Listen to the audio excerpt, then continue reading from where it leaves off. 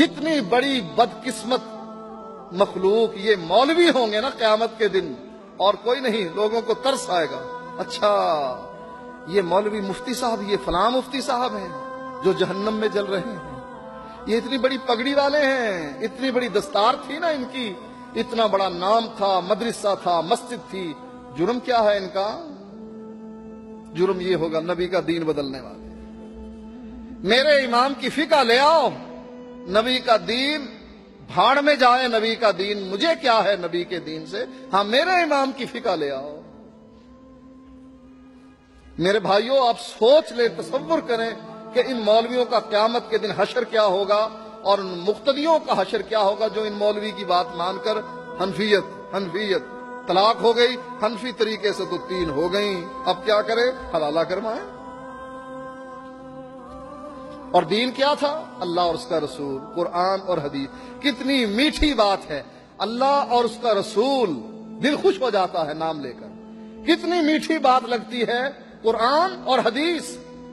लेकिन जब मौलवी सुनता है, तौबा तौबा, इसके दिल में नफरत पैदा हो। कुरान हदीस के अलावा तुम्हें कोई काम ही नहीं आता है, कुरान और हदीस के अलावा तुम्हें कोई बात ही नहीं आती है। आखिर हमारे इमाम का नाम तुम बर्दाश्त नहीं करते हो। ये हमारा इमाम, ये पता नहीं कहां से आ गया हमारा इमाम। ये हमारा किसने बनाया? हमारा कहां? इसकी बेस, इसकी बुनियाद कुरान हदीस में है कहीं? हमारा इमाम। अरे खुद घड़ के तू, जिस तरह बुत परस्त हिंदू बाजार से कीमती पत्थर लेकर घड़कर उसे अपने घर में रख लेते हैं कि इसकी पूजा करनी है, ऐसे ही तूने अपना इमाम घड़कर अपने घर में रख लिया। बस ये है मेरा इमाम। अरे किसने बनाया इसको? अगर बनाया तो किसी ने नहीं, मैंने खुद बनाया। अरे बुत कितने में खरीदा? कहा 2500 में खरीद कर लाया हूं अपना माबूद, जिसकी मैं अब इबादत करूंगा। तुझ में और हिंदू में को फर्क बाकी रह जाता? इतना सादा सा दीन था अल्लाह और उसके रसूल का।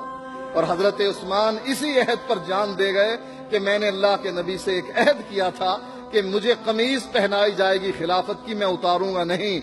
दुश्मन मुझे कत्ल कर दें, कत्ल होना गवारा है, शाम जाना गवारा नहीं, मदीने में खून रेजी गवारा नहीं, क्योंकि अल्लाह के नबी से मैंने अहद किया था। हमने भी अल्लाह के नबी से अहद कर रखा है, जब तक जिएंगे लोगों को आपके दीन की दावत देंगे, आपके दीन के मुताबिक नमाज पढ़ेंगे, रोजा रखेंगे, सारे काम